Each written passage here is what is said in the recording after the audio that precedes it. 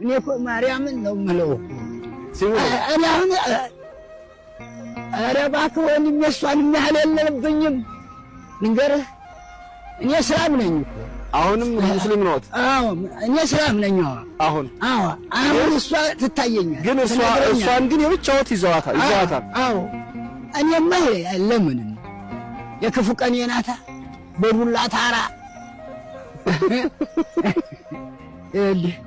በዱላ ታራና እጭድ ውስጥ እያደርኩ ክምር ስር እያደርኩ ማደሪያ አጥቼ እሷ እዚች ቤቷ የተሰራለት ጀምሬ አለሁ 31 ዓመት ሐምሌ 10 ዓመት እዚች ግቢ ከሆነ እዚች ግቢ ተዚህ ግቢ ወይ ተላቀቂ